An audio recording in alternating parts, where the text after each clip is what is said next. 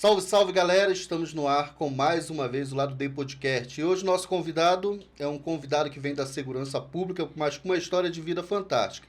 Coronel Santana. Leonardo Santana, né? Coronel, a primeira pergunta, acho que a gente abre aqui é a introdução de tudo. Quem é o Coronel hoje? Quem é o Leonardo, né? Vamos partir pro Leonardo. Vamos lá. O Leonardo é um DJ e locutor de profissão que passou pelo mundo da segurança pública, dentro do Brasil, fora do Brasil. Teve uma série de histórias para contar. Eu digo que eu conto mentira o tempo todo para todo mundo. Até agora são 32 anos, todo mundo acreditando na mentira. Então a mentira está bem contada. Tá dando certo. Está funcionando, está bem contada. Então, mentiras nos 5 continentes, né? Tá ficando top o negócio. E que, em algum momento, resolveu sair daquele lado de consultor de segurança, enfim, o trabalho que a gente faz hoje para diversas emissoras, Globo, SBT, Record, Band, Rede TV, enfim, as rádios de uma maneira geral, e eu resolvi que estava na hora de transformar isso em alguma coisa que pudesse contemplar a população toda. Então, de DJ a aspirante a político. Então, é desse jeito que a gente consegue descrever o Leonardo Santana hoje. Cara, como foi essa história de DJ, rapaz? Começou como isso? Como foi essa aventura? Olha, eu sempre gostei muito de música, mano. Sempre gostei muito de música. E eu usava música, eu já vou começar a entregar a minha idade aqui, né? Eu usava música... É descoberto, tá? Bom, descoberto. Pronto. E eu usava música porque, para quem lembra dos discos de vinil, nós tínhamos os encartes nos discos de vinil. E uma das metas de vida que eu sempre tive desde pequeno foi falar um outro idioma, falar o inglês.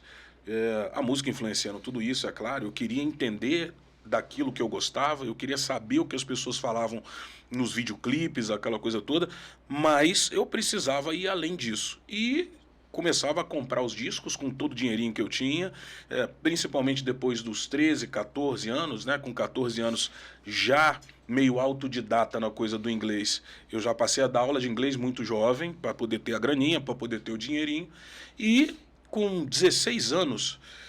eu cheguei no Gilberto Salomão, centro comercial de Gilberto Salomão, que concentrava todas as boates de Brasília, ou pelo menos as boates que se consideravam as mais importantes de Brasília. E em determinada ocasião eu estava na Orion, o nome da boate, Orion. Marcelo era o dono da boate. E o Marcelo, naquele dia, ele estava com problema. Tinha perdido o DJ, tinha saído. O Ovídio, ele tinha saído, um cara maravilhoso, um cara fantástico. Ele tinha saído e tinha ido para outra boate. Compraram o passe dele. E eu, como um apreciador da música, comecei a reclamar. Chamei o garçom e falei, cara, eu vou embora daqui, essa música tá horrível, o cara não toca nada em cima, tal, não sei o quê. Ele falou, você é DJ? E eu meio tupetudo, né? Na época eu tinha cabelo. Meteu a cara e foi. Eu tinha cabelo na época e tal. E aí eu falei, sou. Olha, nunca tinha entrado numa cabine de som, meu irmão. Sou. Ele falou, então peraí. Ele falou, então peraí. Eu falei, que nada que esse cara vai voltar aqui agora. Vai voltar. Porcaria nenhuma. Daqui a pouco ele vem com o dono da boate. O Marcelo, um cara magrão, alto e tal. Ah, você que é o DJ e tal, não sei o que. Então vamos fazer o seguinte, semana que vem você volta. Hoje é sábado, né? Amanhã a gente já tá com tudo organizado. Segunda a gente não abre. Terça você vem aqui, dependendo de como for, a partir de quarta-feira você já está tocando. Eu falei, tá bom. Nesse final de semana, saí na correria, conversando com colegas que tinham um pouco mais de conhecimento do que eu. Terça-feira eu estava lá e quarta-feira eu estava tocando sem nunca ter entrado numa cabine de som. Eu tive 72 horas para aprender o que eu passei a fazer o resto da minha vida. E desse jeito, né, com esse tal tupete, como diz minha mãe, né, mais para frente do que bacia de cego. Então, desse jeito é que eu entrei nessa vida com 16 anos, saindo aos 19 para poder fazer concurso público, que é característica de muito jovem daquela época em Brasília. Acho que não é só daquela época, né, Coronel? Até hoje, a gente vive um pouco do funcionalismo público dentro do DF, né, do Distrito Federal. E é a característica da federação onde a gente está. Sim. Então, os meios, né, eles acabam justificando o fim que se leva. A gente respira isso aqui em Brasília. Sim, não tem para onde correr. Sem dúvida. E... aos 19 anos você prestou o concurso e já foi direto para a PM? Prestei o concurso e entrei direto na Polícia Militar. Os primeiros 3 meses mais drásticos da minha vida. Foi o pior período, foram os 90, 100 dias que eu quase me desesperei. Tu imagina, um DJ de repente se vê dentro de uma academia militar para passar 3 anos no tal do curso de formação de oficiais. E era a primeira turma de curso de formação de oficiais aqui no Distrito Federal. Os outros estados já tinham uma tradição maior, São Paulo, Rio de Janeiro, Minas Gerais, mas Brasília era a primeira experiência. Então, tudo que se fazia ali, em que pese ser uma coisa experimental, era no arroxo, era Ferro a fogo. era ferro e fogo, era na sapecada. E quem estava por ali? Eu, um DJ que depois, muitos anos depois, descobri que tinha um tal do TDAH, né, o transtorno do déficit de atenção e hiperatividade. Você imagina eu enfiado naquele negócio. Ô, irmão, pense no inferno na terra. Aquilo na minha vida não deu certo. Os primeiros 100 dias foram desesperadores ali. Mas o desespero foi em que sentido, coronel? Olha, quem tem o déficit de atenção, e aí todo mundo que for TDAH, que vê a gente aqui no futuro, essa coisa de você cumprir horário, de você ter o foco em alguma coisa, de você conseguir obedecer normas, de você simplificar e entender que aqueles horários eles não podem ser quebrados. Cara, isso para nós demanda uma energia gigantesca. A nossa praia é a criatividade, é você pensar em 5, 6 coisas ao mesmo tempo, né? Mas o pessoal pode ficar tranquilo, eu tô aqui, tô conversando com você, tô medicado, né? Então tô medicado, a gente vai até o final. A gente vai até o final. Não, então, assim, tem que ser bom. Cara, mas isso aqui, para quem não está medicado, para quem é o TDAH, é uma dificuldade muito grande. Eu tô contigo aqui, tô prestando atenção nele lá, que ele tá com uma máscara, que tem um negócio verde, que ele tá com um fone de ouvido, o outro tá com a camisa azul, mas ele é grisalho. A Mayara tá ali do lado mexendo no telefone, ele tá aqui rindo, ela tá ali com a câmera pendurada. Eu tô pensando todas essas coisas. Tá vendo todo o cenário, né? Ao mesmo tempo. A gente costuma dizer que é um excesso de pensamento. A gente pensa em muita coisa simultaneamente. E isso, dentro da carreira militar, é um pecado. Aquilo ali você está cometendo ali um pecado mortal. O foco tem que ser em uma coisa, depois em outra, depois em outra. Então, a gente demanda, isso demanda de quem tem o déficit de atenção e hiperatividade. Quando a gente fala demanda é energia, né? Uma energia gigantesca, uma energia muito grande. Que demanda. E entrando nesse processo de formação, a gente acabou tendo essa nova descoberta, né? Uhum. Caralho, a gente não sabia. A gente não sabia, a gente faz pesquisas, faz análise. Como é que foi essa questão do Leonardo Santana virar consultor da ONU, né? Andou mais de 30 países, né, que você andou? Foi, mais de 30 países, enfim, beirando os 40, são 38 até hoje. Eu comecei também muito jovem. Depois que terminei o curso de formação de oficiais, fui trabalhar em uma unidade ordinária, como a gente chama, uma unidade que realiza o patrulhamento, o policiamento ostensivo normal, que é, né, o 3º Batalhão. Na época, para quem conhece Brasília, tomava conta da Asa Norte, Lago Norte, São Sebastião, a parte do setor de abastecimento, né? Então era uma área bem grande. Passei 2 anos ali e depois eu fui para o Batalhão de Operações Especiais, onde eu fiquei de final de 94 até 1997. Mas a parte de consultoria junto à ONU, ela depende de quê? Muitas das missões de paz, né? Aquele tal do Boina Azul, Sim. que você tem distribuídas no mundo inteiro, nos países colapsados, elas demandam a presença de policiais. E aí vem a situação da música, vem a situação do inglês, veio um concurso, eu fui o primeiro colocado no concurso, 26 anos. E assim iniciei. Em 1997, passei 2 períodos em Angola.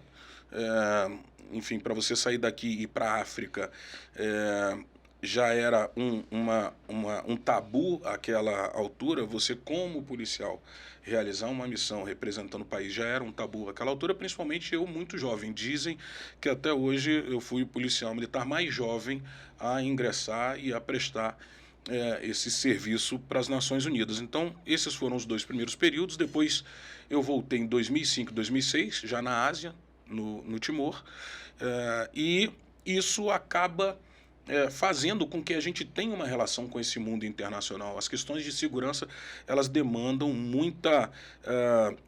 elas têm uma necessidade de serem resolvidas, né, no mundo inteiro, principalmente num país que passou por um período de guerra. Sim. E o policial brasileiro, eu costumo falar isso em toda entrevista que eu vou, a gente não sabe o potencial que nós temos. Não só o policial, mas o cidadão brasileiro de uma maneira geral. Brasileiro, se você deixar ele aprender o idioma, a cultura, e der qualquer oportunidade para ele, ele não demora 1 ano, 2 anos, ele já vira chefe da porra toda. Começa a dominar a parada. Ele domina tudo, é igual o Pink Cérebro, cara, a gente domina tudo, porque o estrangeiro ele não entende muito esse negócio aqui, não. Porra, um negão, um louro, um macumbeiro, um crente, um judeu, e todo mundo senta na mesa, a gente pega, conversa, tal, daqui a pouco todo mundo toma sua cerveja, levanta e tá tudo certo. Continua amigo, né? Continua amigo do mesmo jeito. Então essa capacidade que o brasileiro desenvolve e desenvolveu ao longo, enfim, de décadas lá fora é altamente apreciada. Altamente apreciada. Pena que por uma questão geográfica e por uma questão até de não ser tão forte no idioma estrangeiro, nós não tenhamos tantos brasileiros fora do nosso país prestando serviço para quaisquer que sejam as atividades, mano. Mas eu te reafirmo, brasileiro, aprendeu o idioma, aprendeu a cultura e deu oportunidade para ele, raramente deixa a gente voltar e raramente a gente vai assim ficar numa posição intermediária. Já vira chefe. Isso é fantástico. E nessa caminhada, Coronel, qual foi assim a experiência? Qual foi a experiência que você traz hoje para dentro do nosso país, né? A sua história? Olha, algumas experiências, né?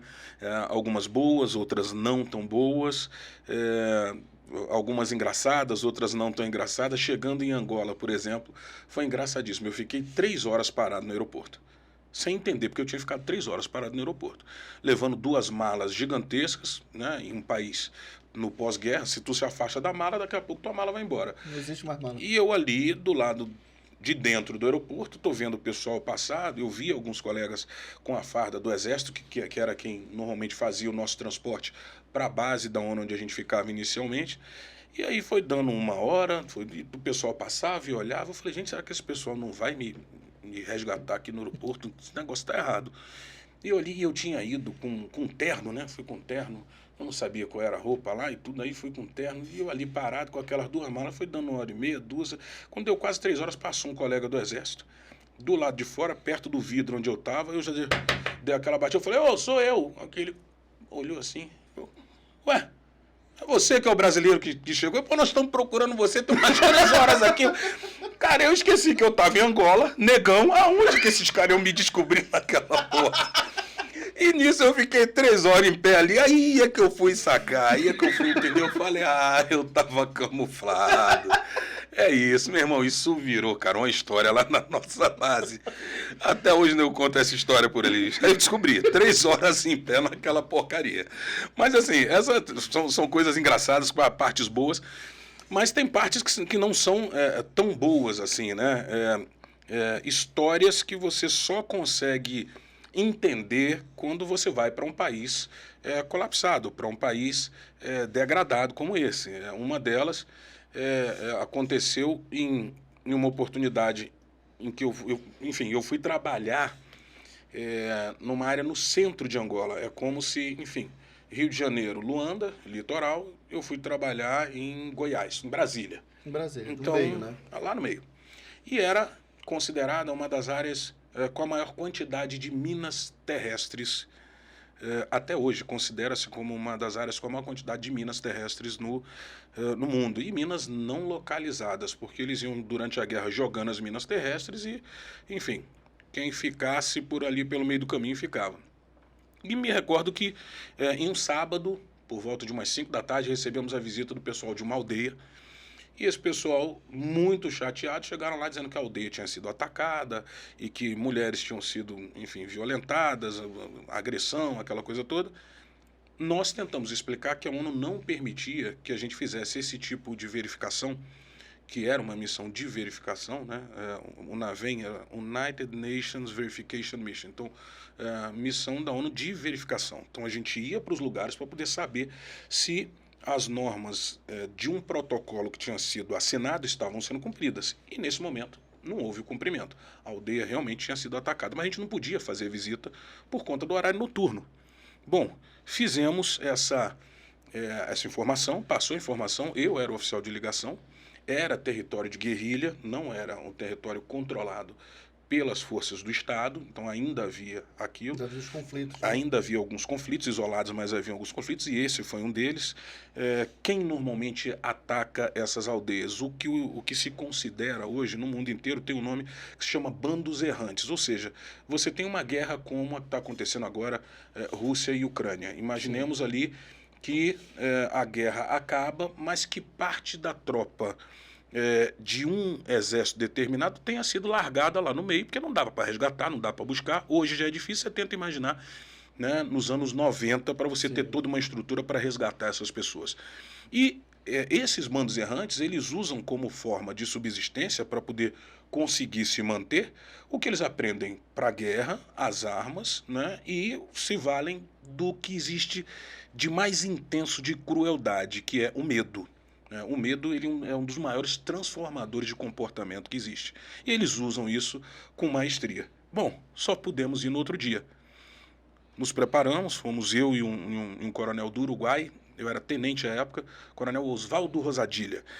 E nos preparamos para ir cedo, saímos por volta das 4 da manhã, chegamos entre 5h30 e 6 no local, em uma cidade chamada Coima.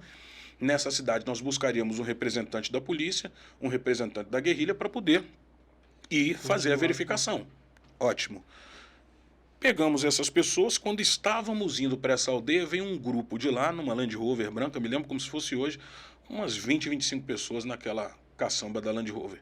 Barra de ferro, katana, pedaço de pau, desceram da Land Rover, e aí eu falei, cara, isso aí vai dar ruim.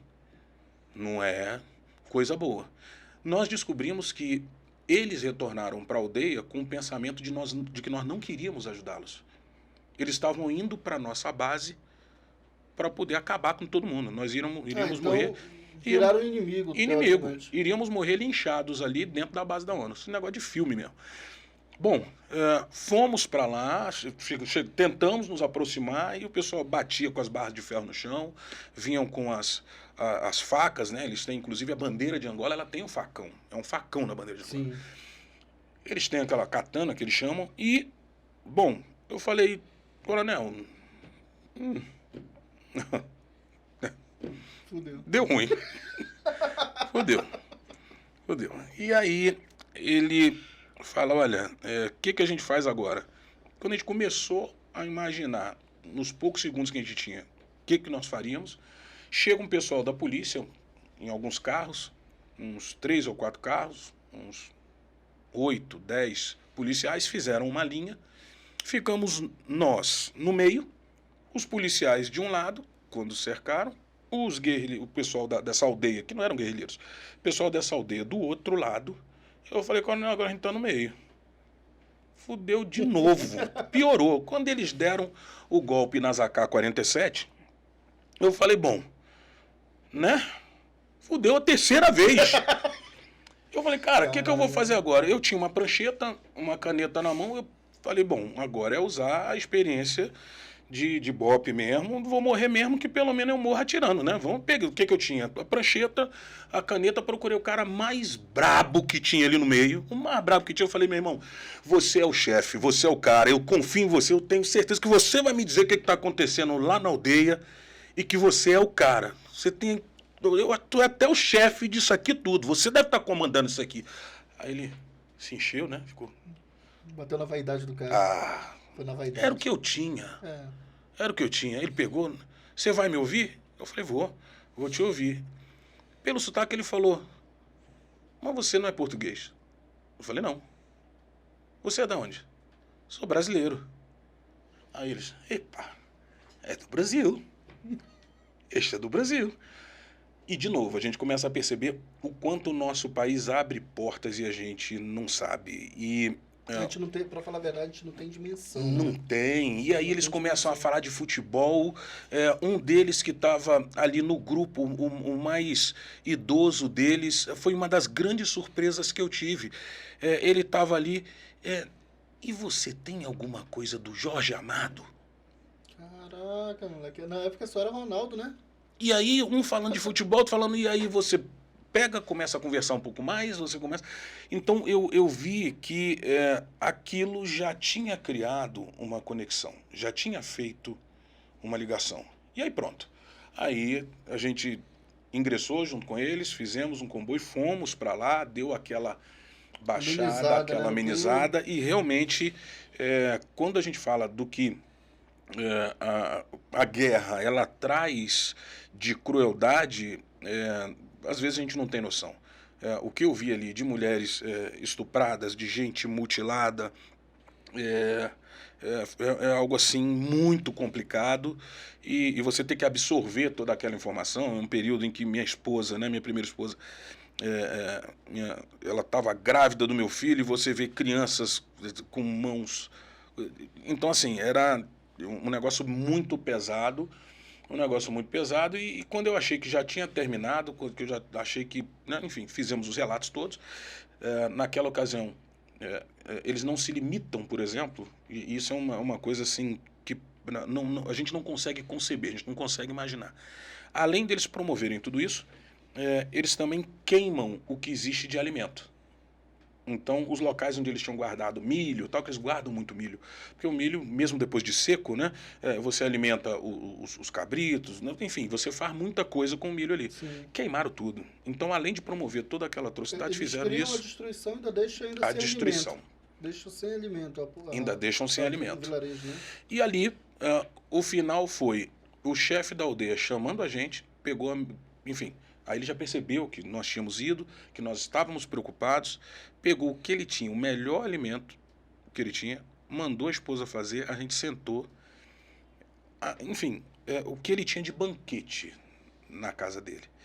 E aí você fica naquela, gente, eu sei que isso é o pouco que sobrou e o pouco que ele tem, que ele está me oferecendo.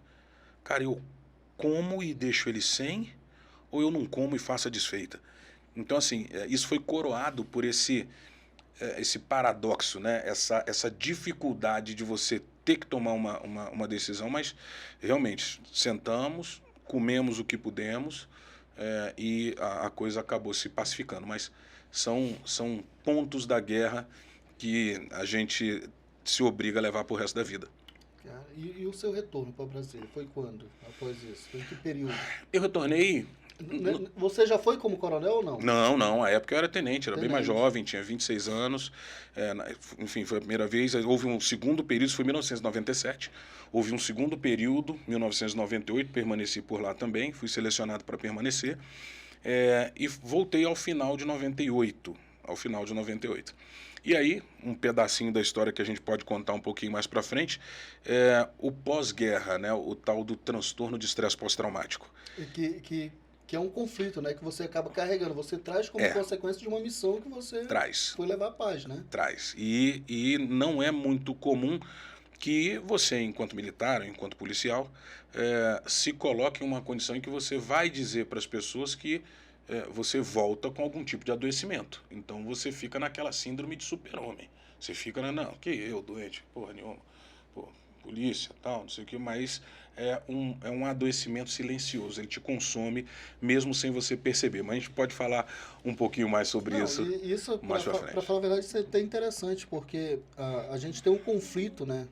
Você trouxe isso de uma zona de guerra. Sim. Mas a gente tem um conflito hoje dentro que afeta a segurança pública, de uma forma geral, né? Afeta e afeta muito, né? Hoje, o profissional de segurança pública, principalmente os policiais, inclusive o período de sobrevida deles é menor. A gente tem, estatisticamente comprovado, um período de vida de 58 anos.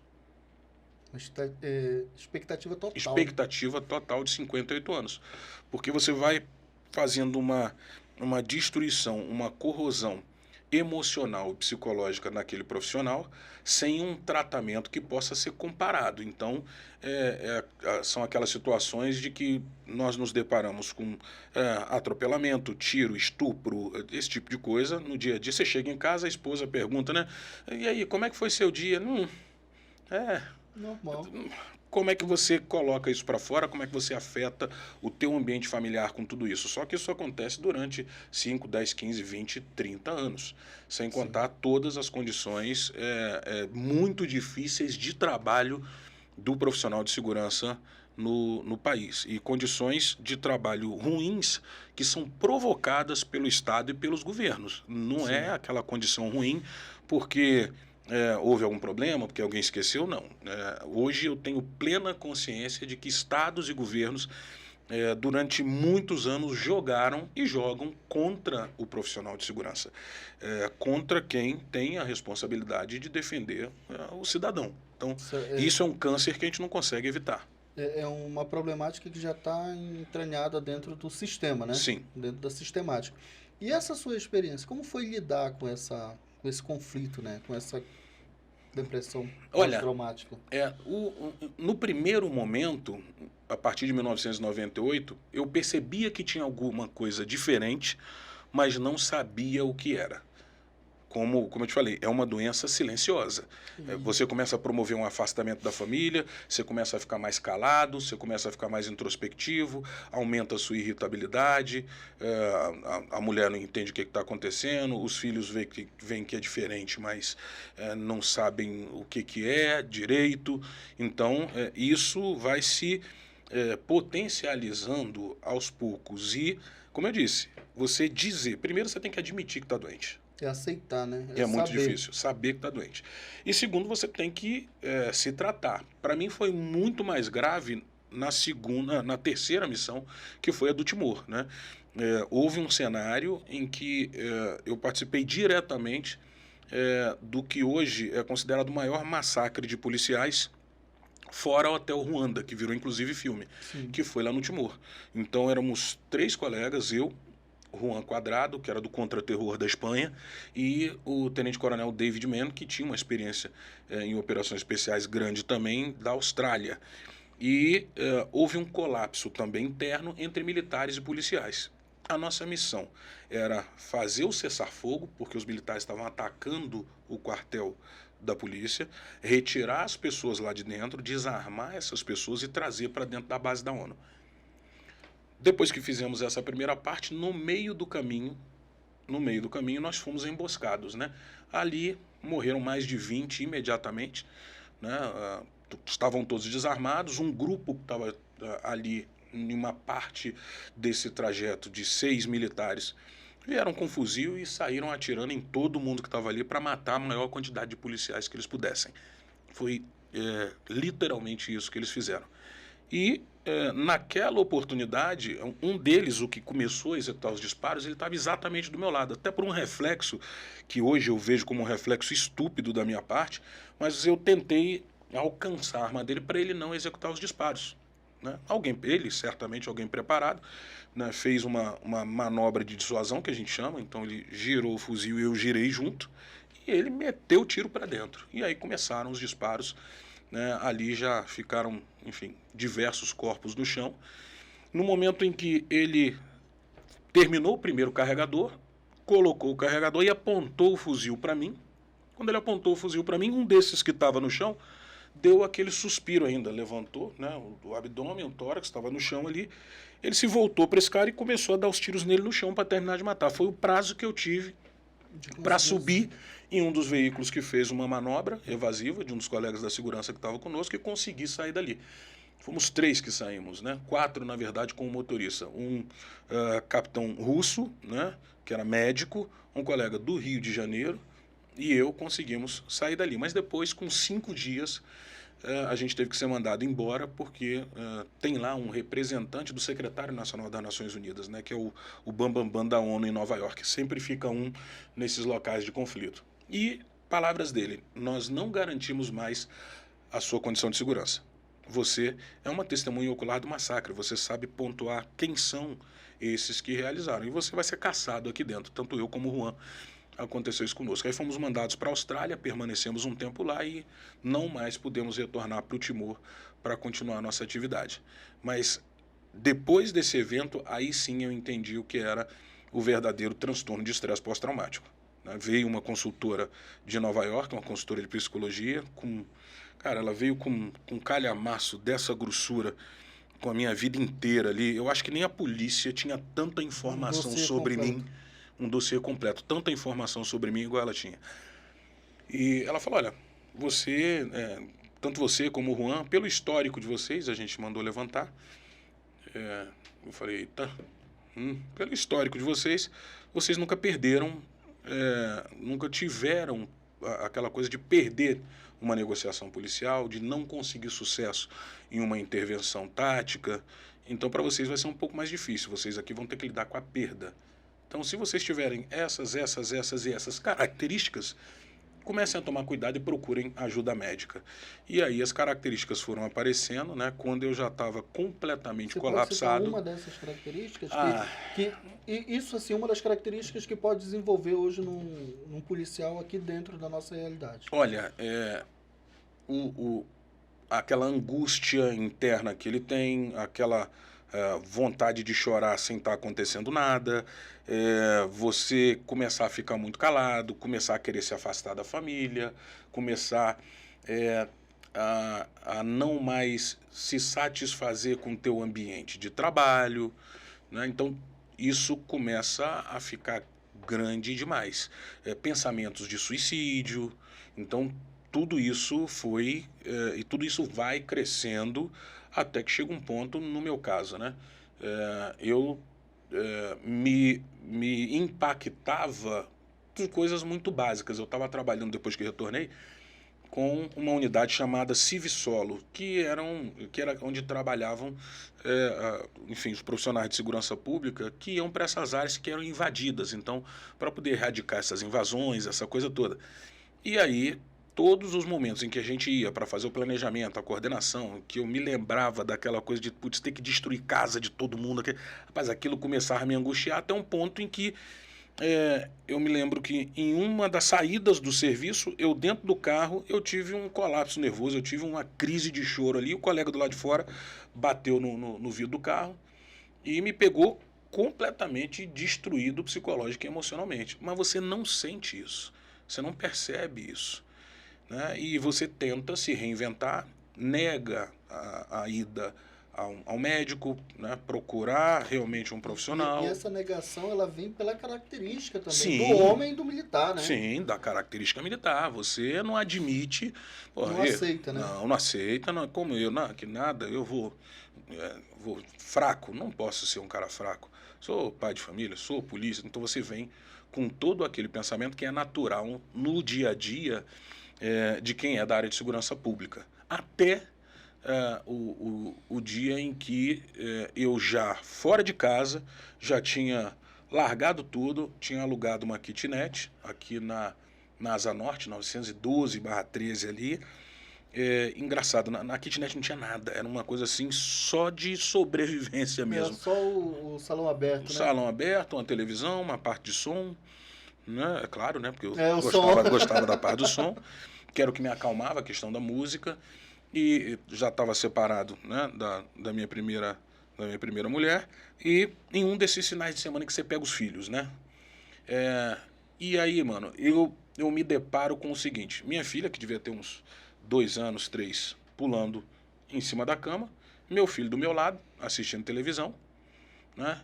Eu com a pistola na mão, aqui do lado, falando, bom, o que eu faço? Eu mato ele primeiro, depois ela, já estou fracassado. E aí eu cometo suicídio. Pronto. Eu resolvo meu problema. Eu me deparei exatamente com essa situação. Aí daqui a pouco, por algum motivo, você vai fazer isso mesmo? Dá uma ligadinha. Aí lembrei de um colega, Daniel Pereira do Monte. Né, trabalhou comigo em Sobradinho, aí Planaltina também, né, no quartel de Planaltina. E aí eu falei, vou ligar pro Daniel, tô aqui com assim. Ele falou, você tá com quem aí? Eu e a Ana Carolina e o Cadu. Entendi. Você tá calado assim por quê? Eu falei, não, tô indo aí. Eu nunca vi uma pessoa pegar uma moto e chegar tão rápido, né, de Sobradinho até onde eu tava. Ele falou, negão, me dá essa porra, dá a arma aqui. Bora. Os meninos, eu levo.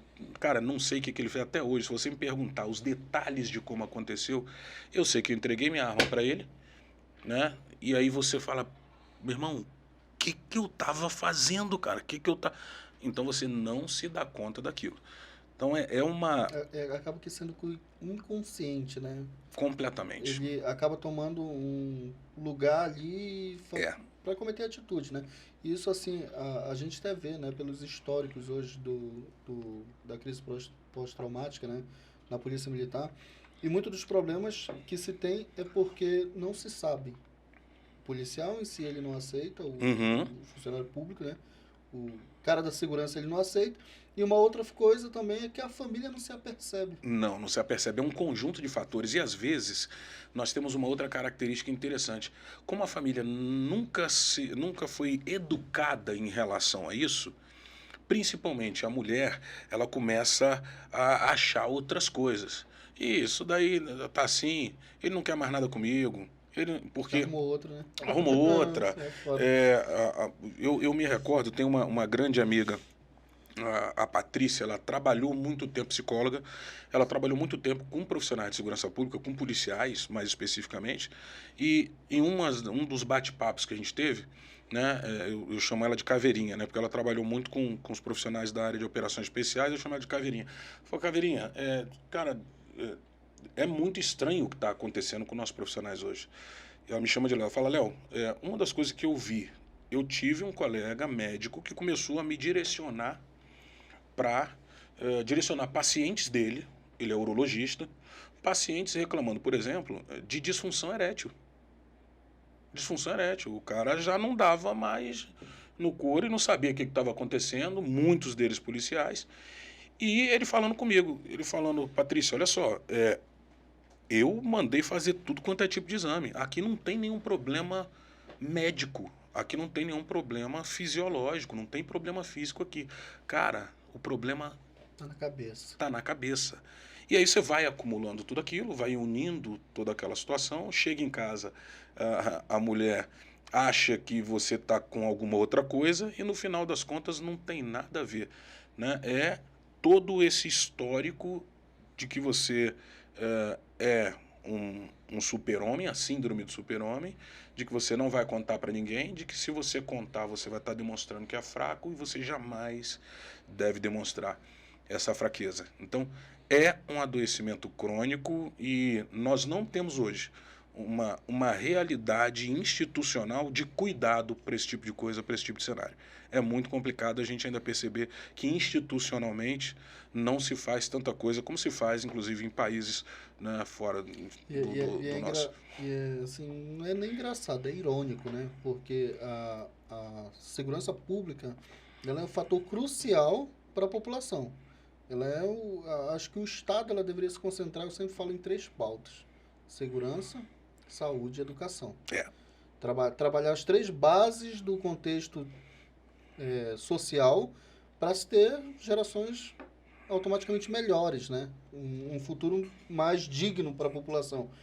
Mas, enfim, a gente vê que essa dificuldade ela vem se implementando. Uhum. E durante os desafios, quais foram os desafios que você enfrentou dentro da PM para galgar espaço, né? Olha, o primeiro desafio é você ser policial militar, porque é uma categoria que socialmente ela nunca foi colocada em um patamar que merecesse. Então, hoje a gente sabe que mudou um pouco, os salários melhoraram, né?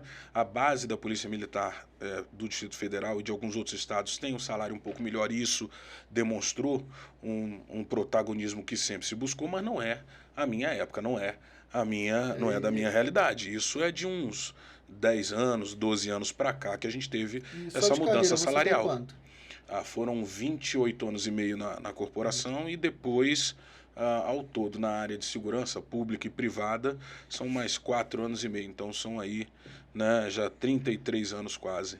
33 anos e você está usando nessa área de segurança. Um terço da melhoria. Pois é. Um terço da melhoria. Não, quem pôde, né? Eu ainda dos últimos 4 anos e meio eu passei fora. Então, nem um terço eu consegui pegar. Mas, quando a gente fala do que foi necessário eu ultrapassar, primeiro, essa parte da busca do conhecimento. Eu sempre fui muito ávido para isso, né? Busquei muito essa coisa da especialização. E uma das mudanças de vida que eu tive foi quando eu voltei da primeira missão. Voltei da primeira missão. Então, por exemplo, hoje o pessoal aqui, né, no estúdio, né, se o pessoal te conhece pelo teu nome completo, qual que é teu nome completo hoje? Meu nome completo, a galera que nem sabe, é o Everton Denis Braga de Souza. Como é que vocês me conhecem? Só Denis, pô. Né? Só Denis. Vamos imaginar que o Everton Denis Braga de Souza, isso? Fosse o que nós tínhamos naquela época, final dos anos 90, em termos de como as polícias, principalmente a Polícia Militar do Distrito Federal, se comportava na transmissão de conhecimento. E eu botei o Denis. Eu meti o atalho.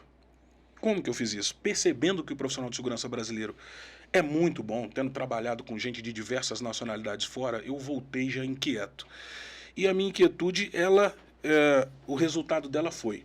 Eu falei, caramba, eu falo inglês, tradução simultânea top, eu vou começar a trazer gente de fora para dar aula aqui.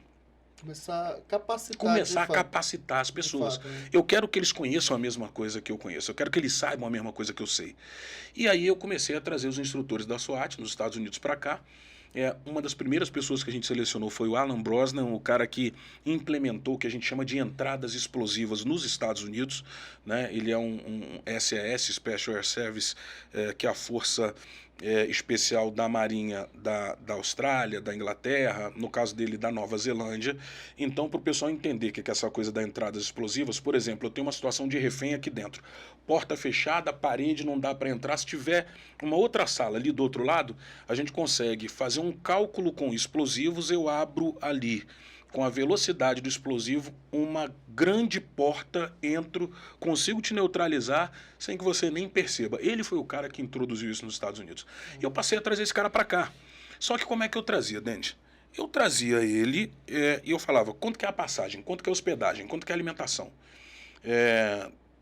Dá tanto, ele precisa de instrutor, Bom, juntava aquilo ali tudo, eu custeava o pouco que eu gastava de telefone, material, alvo, munição, essas coisas que tinha para comprar, sobrava uma beirinha, que não era o meu foco, não era ganhar dinheiro com isso, era compartilhar conhecimento, e a gente começou a montar turmas aqui, e isso depois se transformou numa empresa de treinamentos especiais, se transformou numa empresa de formação de vigilantes, né? Mas tudo começou com essa ideia de compartilhar conhecimento, de passar para as pessoas as mesmas coisas que me tornaram alguém diferente, que me diferenciavam dentro dentro da corporação. Cara, e foi dando certo. Isso foi funcionando muito bem, apesar de que esse lado, né, do Everton Denis, ou seja, aquela coisa, a Polícia Militar do Distrito Federal, ela não admitia muito isso, não.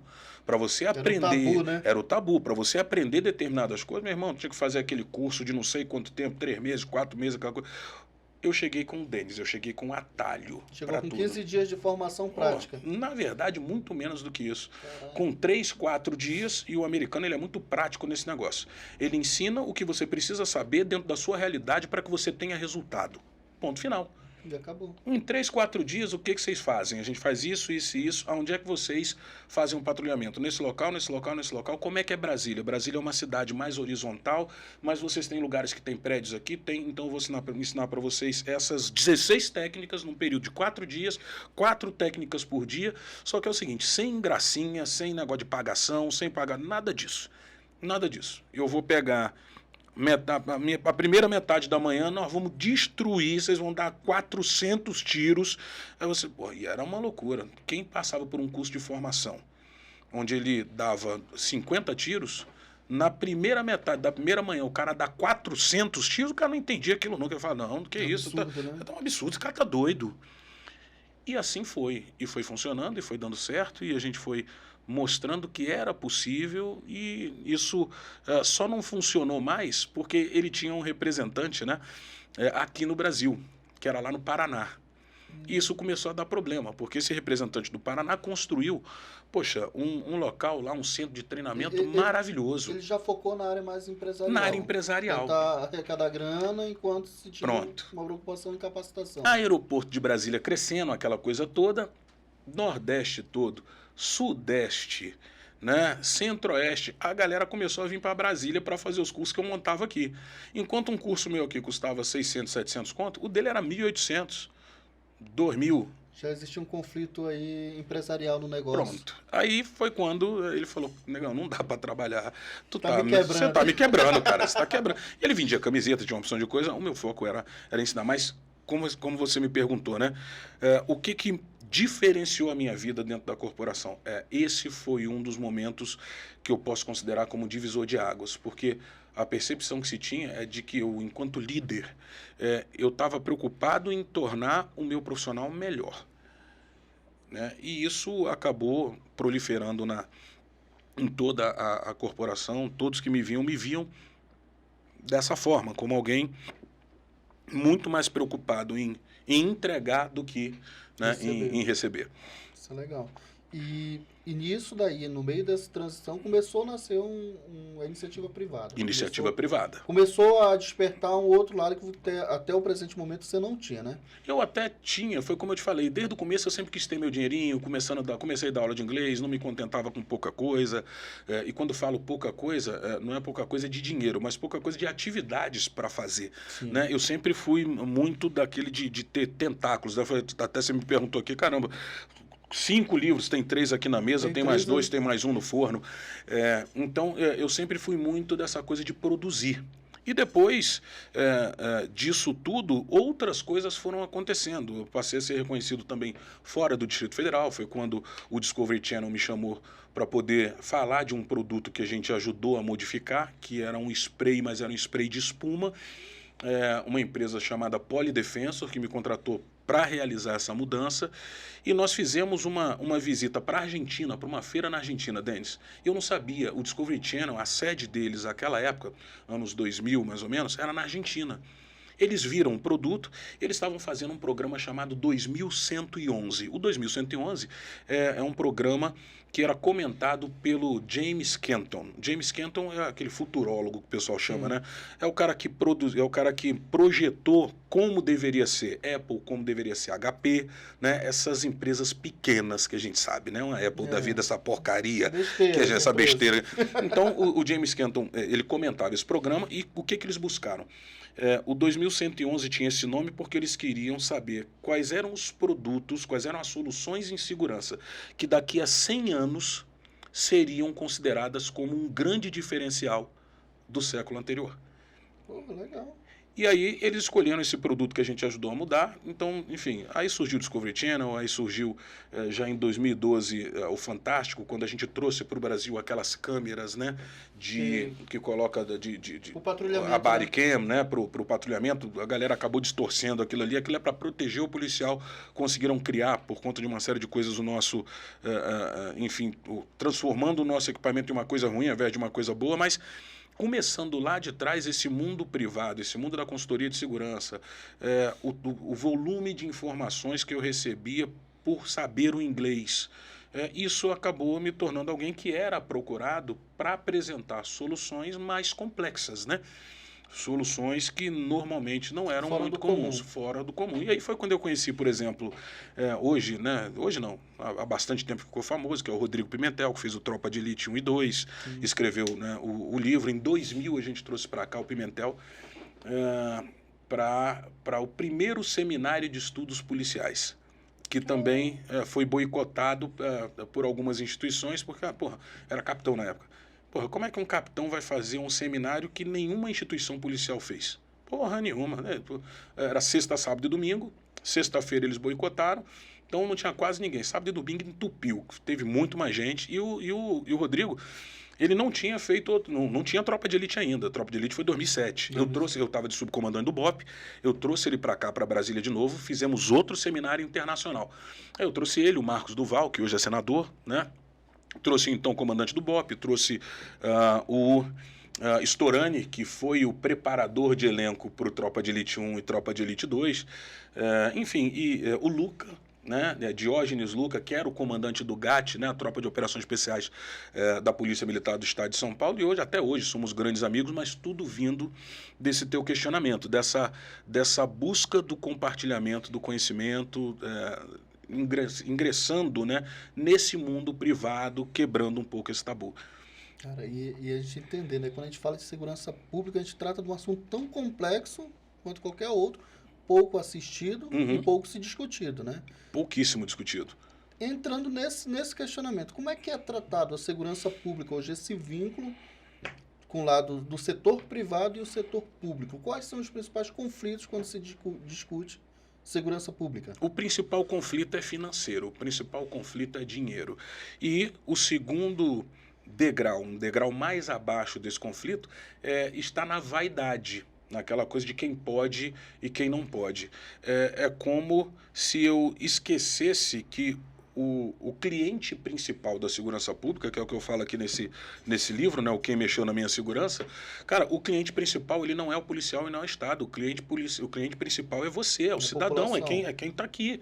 Então, se eu sou uma empresa que eu não penso em criar um produto de qualidade, se eu sou uma loja que não penso em criar um produto de qualidade para o meu cliente, essa loja vai falir. Então, a falência da segurança pública ela também passa por um pensamento interno equivocado. E aí eu cito alguns exemplos, né? Além dessa parte do conflito.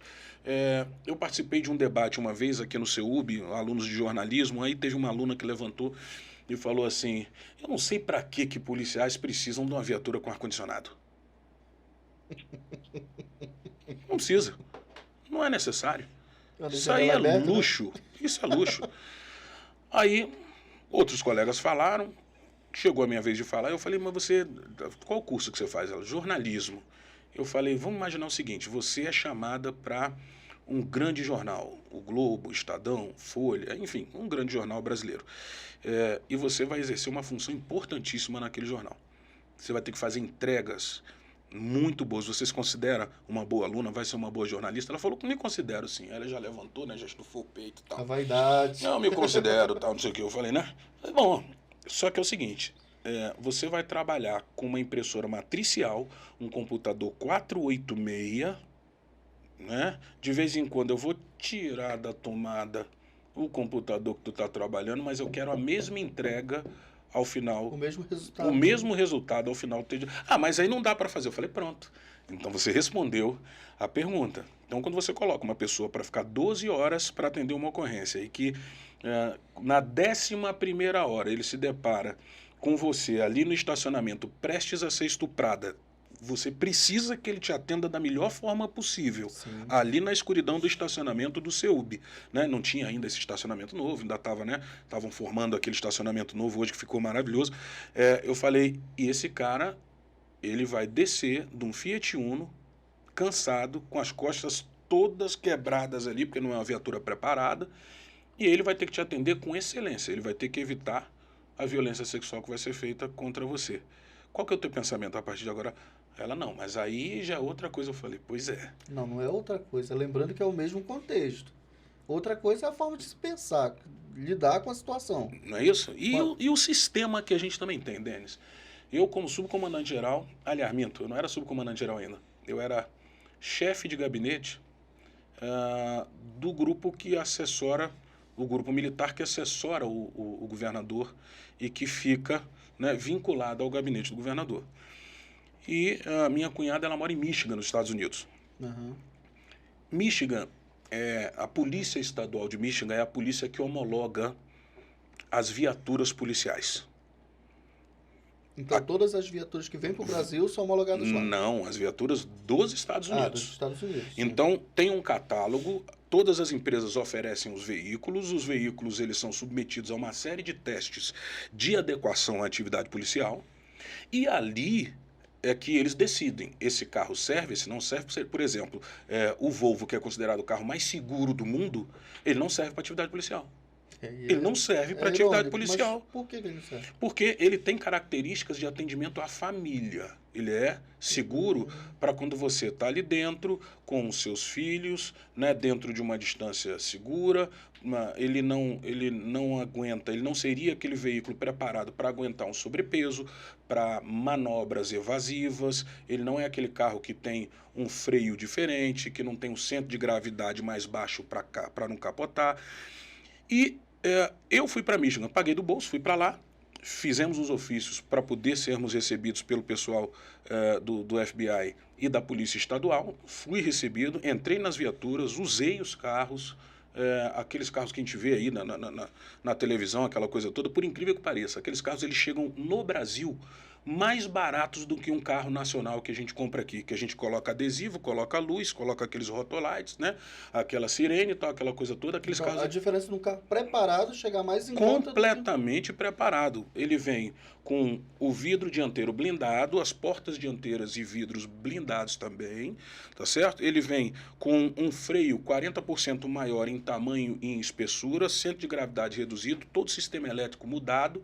Se você está sozinho na viatura, se aproxima alguém, né? Ele já trava, aciona a sirene, sobe os vidros, já te dá uma característica de proteção. O carro é completamente diferente. Esse carro ele chega desse jeito, mais barato do que os carros que nós adquirimos aqui. Tem estimativa de percentual? Mais ou menos? Na época, ele chegava para alguma coisa em torno de R$240 mil, né? E se nós tivéssemos que preparar um carro com características próximas da dele, ficava na casa aí de 320, 330 mil, quase 70 mil a mais. E tudo isso por uma situação legal. Os impostos, quando você traz um produto para essa área militar, para a área de segurança pública, eles são reduzidos. Mas aí existe um sistema que não permite a entrada desses carros aqui. É um sistema tributário ou um sistema governamental? Um sistema. Entendi. Entendi. Então você não vai ver um policial daqui usando esse carro. E aí a gente volta para aquela situação. Eu pedi para você fazer um podcast com a qualidade do que você está apresentando aqui para mim, né? Como é que é o nome dele que está ali no som ali? Vinícius. Aí, Vinícius, essa tua mesa de corte tira, viu? Se tu estiver usando OBS aí, bora cortar teu OBS, tá bom? Essa parte de divisão de som, bora tirar aqui também, mas eu quero a mesma qualidade aqui, eu quero do mesmo jeitinho, meu irmão, não vai dar. Bora, só liga o celular que vai... Pronto, vamos fazer uma live no Instagram. Vamos fazer live no Instagram, de celular. Cara, não dá. A entrega que você vai fazer, não adianta, eu posso cobrar aqui o que eu quiser. Então, na mesma proporção, a questão de armamento, esses dias eu tive uma experiência muito bacana, também dentro desse exemplo, só para ilustrar para a galera que está aqui com a gente. A gente tem um stand de tiro no CIA e nessa oportunidade nós pudemos levar o Rafael Prudente, que é o atual presidente da Câmara Legislativa. Sim, sim. Executamos uns disparos tal, e peguei uma arma, né? Já uma arma com a luneta, com uma empunhadura diferente, com uma coronha que a gente chama, né? Retrátil, então ela se adequava, ele é mais alto, então se adequou à altura dele e tal. Aquela coisa. Um padrão que vai se adequar a qualquer porte do policial. Coisa mais linda. Aí começamos a executar os disparos. Os primeiros disparos que ele fez com outra arma foram disparos, né, que ficaram ali, não estavam concentrados, distribuídos. Quando ele pegou esse armamento, mais um doce, uma delícia. Os disparos todos concentrados ali, pequenininho. Aí eu virei para ele e falei, presidente, essa é a diferença quando a gente pede uma arma de qualidade para o policial e que chega no Tribunal de Contas, e o Tribunal de Contas vai dizer que é luxo, vai dizer que que a gente está querendo coisa demais, que não precisa, vai questionar aquela luneta. Aí a gente tem casos como esse que aconteceu aqui na Asa Sul, do policial que viu um outro agressor, que infelizmente também era policial militar, sacando uma arma, pegou o fuzil, executou um disparo, ao invés de acertar em quem estava com a arma, ele acabou acertando aquele médico, aqui na Asa Sul. Então, assim, quanto vale um investimento em um armamento de qualidade para o profissional de segurança? E quando a gente entra para o cidadão. A gente entra até na prevenção de erros, né? Sim. Acho que o trabalho da segurança pública não é combater, é prever. É prevenção completa. Se você vai combater, já está errado. Se você vai combater, já está errado. Acho que quando parte para o combate já é o extremo. Eu acho que já se perdeu o controle, tanto do Estado quanto da população e... Sem contar tudo que hoje a gente enfrenta e que o profissional de segurança pública enfrenta e que a comunidade, infelizmente, o cidadão, ele recebe aquela consequência, ele recebe ali aquele efeito colateral de tudo que está vendo a partir do narcotráfico. Sim. Né? Até quando a gente vai ter, por exemplo, um Rio de Janeiro que em determinados lugares já se transformou quase no México da vida. São Paulo, que em 2006 teve bases e grupos de policiais sendo atacados do jeito que foram. Então isso já chegou no Brasil. É uma realidade que está aí dentro do nosso dia a dia. Sim. E que está sendo tratada com descaso. Está sendo tratada com descaso. Eles não têm burocracia, eles não têm problema, Eles não têm um sistema. Não têm o sistema. Eles não têm o sistema. Eles não têm o O sistema. sistema deles é mais eficiente. Não tem o sistema. Então, todos esses cenários, hoje, quando a gente fala de segurança pública, eles não podem simplesmente falar assim, não, mas daqui a pouco a gente resolve, daqui a pouco resolve. E vai deixando. E vai deixando. Nós tivemos aqui na Asa Norte, semana passada, aquela senhora que foi atacada a tesouradas aqui na Asa Norte, questionamento sobre aquela policial que executou um disparo num jovem ali no posto da torre, todo mundo criticando. Não era assim. Se ela tivesse dado uma cambalhota e 4 passos para a direita e desse uma tapa, ele ia largar. Ia dar tudo certo. Kung Fu, ele ia largar, né, aquela faca. Cara, e eu sou contundente para esse tipo de coisa. Para mim, né, é marreta de matar demônio, é chibata no lombo para esse tipo de gente. É claro que ali é um agressor social que ele tem a intenção, sem o mínimo pudor, né, de lhe ferir, de lhe machucar, para pegar o teu anel, o teu relógio, por exemplo, e pronto. Para esses, realmente tem que ser contundente. Diferentemente do que alguns pensam. Eu vou falar uma coisa aqui meio louca, tá? Principalmente enquanto policial, enquanto alguém que já tem um pouquinho de experiência internacional. Eu fiz em 2019, são 21 vídeos que tem no meu canal. Security Tour. Eu fui de Dubai até o Japão falando sobre segurança em mais de 10 países ali e mostrando cenários de segurança que poderiam ser adequados ao Brasil. Mas o que eu vou falar aqui, que pode parecer um paradoxo, a punição tem que acontecer? Tem. Mas o processo de ressocialização de quem está no estabelecimento prisional no nosso país, ele está errado. Hoje nós somos uma máquina de produção de melhores atores para o crime organizado e para o narcotráfico. Isso é um fato. A gente tem que mudar isso. Enquanto nossa ressocialização continuar sendo degradada como nós estamos criando um novo problema para o nosso país. Eu acho, Coronel, que não existe ressocialização nesse contexto. Na realidade que nós estamos hoje, não existe ressocialização nenhuma.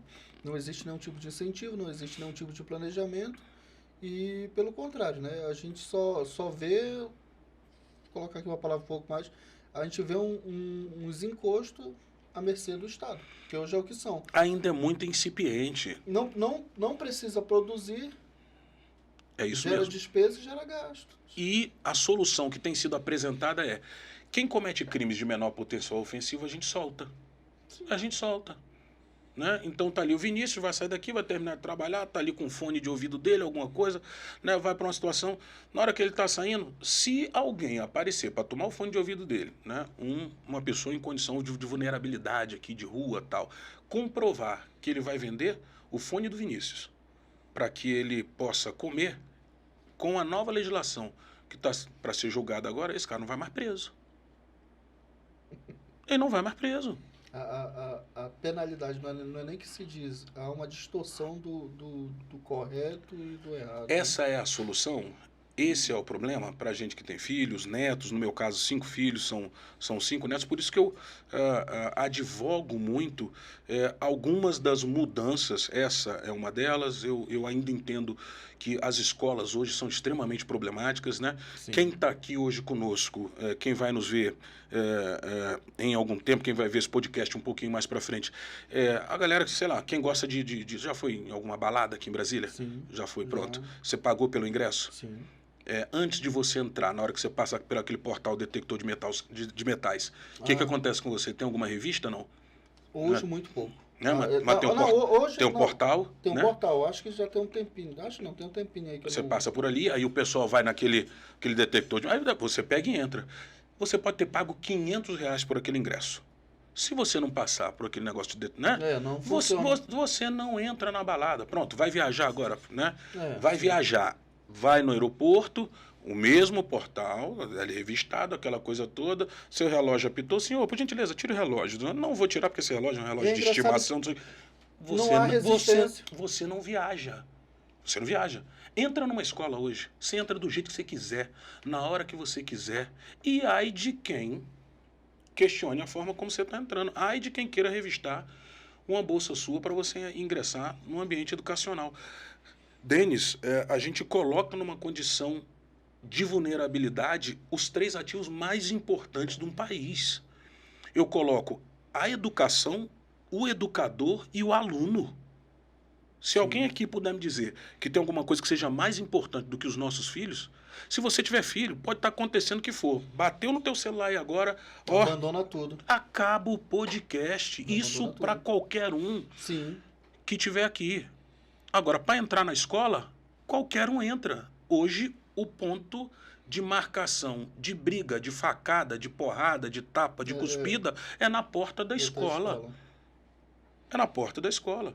Quem é que consegue conceber uma coisa dessa? Um outro ponto importante, quanto que você tem de investimento aqui, de equipamento, de tudo? E depois, quanto que você fez aqui de investimento em segurança? No período que eu morei na Austrália, depois desse problema no Timor, eu vi lá uma coisa que eu achei meio estranha. Eu vi umas propagandas do governo na televisão. E as propagandas do governo falavam o seguinte, se você... eram uns materiais para serem comprados para você fazer aquela coleta de água, porque lá o problema deles era seca, né? Uma cidade chamada Darwin, norte da Austrália, tudo muito seco, dificuldade gravíssima de você conseguir ter poços, aquela coisa toda. Bom, se você adquirisse qualquer material para coleta de água, para reutilização, né, daquela água de lavar roupa, tal, aquela coisa toda, enfim, você tinha um benefício do Estado, você tinha um prazo para pagar, recebia um empréstimo para poder fazer aquilo ali, e depois tinha uma redução de impostos para você. Hoje um dos grandes problemas do Brasil, enfim, tirando apenas a saúde por conta das questões de pandemia, é a segurança. Por que eu comecei a conversa falando dos seus equipamentos, de quanto você investiu aqui? Você investiu aqui uma fortuna em segurança. Eu duvido que você tenha investido mais de 4, 5, 8 mil, menos de 4, 5, 8 mil reais aqui. Que retorno financeiro você tem por conta do investimento que você fez? Lembrando que não é obrigação sua fazer esse investimento, é obrigação do Estado. Sim. E aonde há uma grande lacuna, né? Porque os conflitos de interesse são tão grandes, uma área que é extremamente afetada, que é a parte da segurança pública, ela é deixada de lado, porque sempre temos agravantes maiores. Aí eu falo, aí é um lado de telespectador, que é o que é colocado na mídia. Entendeu? O que é o mais forte, né? A gente fica se perguntando. Se a gente parar hoje, tudo é um efeito de prioridades. O que são prioridades hoje? Talvez, é por isso que se a gente se construir um Estado democrático, de direito, que é para se haver discussões de potenciais problemas que devem ser resolvidos com potenciais emergências também. Olha, quando eu escrevi de novo esse livro aqui, O Quem Mexeu na Minha Segurança, esse livro ele foi escrito 3 vezes. A primeira vez, uma coisa mais acadêmica, mais, né? Mais formação, toda, né? Aí depois eu falei, não, vou escrever um livro para policiais. Aí fomos nessa linha para escrever um livro para policiais, aquela coisa toda. No final eu falei, quer saber? Cara, quem precisa estar nessa discussão é o cidadão. Eu preciso alimentar o cidadão para ele entender, né, quem mexeu na minha segurança.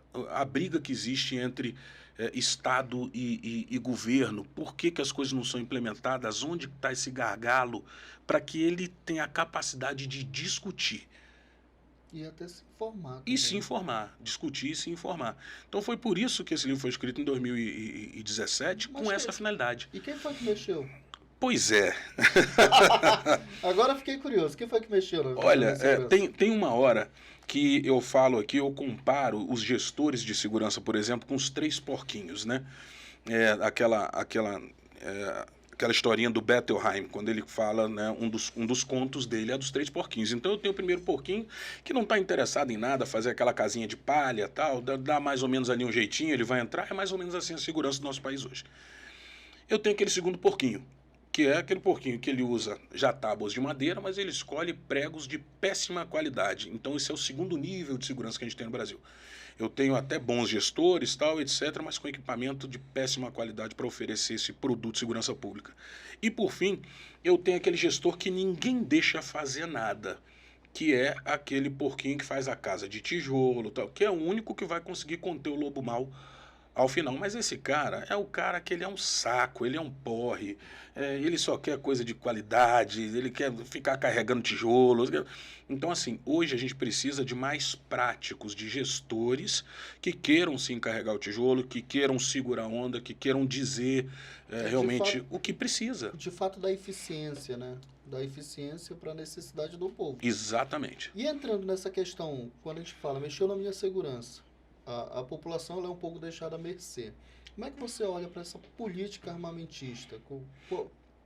As ponderações, o que é positivo, o que é negativo dentro dessa política? Eu vou fazer uma comparação com o que a gente está fazendo aqui agora. Antigamente, nós tínhamos a informação podendo ser compartilhada apenas por jornalistas. Sim. Só o camarada que tinha acesso a uma emissora de televisão, toda uma estrutura, aquele negócio todo ali, senão ninguém recebia informação. Era apenas um canal. Sim. Com o tempo começou-se a perceber que aqueles canais, ou alguns daqueles canais, não entregavam uma informação de qualidade. E aí estamos nós aqui, que daqui a pouco vamos ter milhares de pessoas assistindo o podcast. Nós não estamos dentro de um estúdio de milhões. A gente não está dentro da Globo. Não estamos distribuindo a informação. Não temos o William Bonner. Pronto. Não, mas até que eu sou um pouco parecido, não sou não? É? Aí, ó, hein? Mais bonito. Mais bonito. E estamos contribuindo com a chegada de uma informação necessária para um grupo de pessoas que vai buscar esse dado, vai buscar esse detalhe. Então, quando nós chegamos na parte da tal política que se considerou por alguns armamentista, não é que eu diga que agora você é obrigado a comprar uma arma. Não.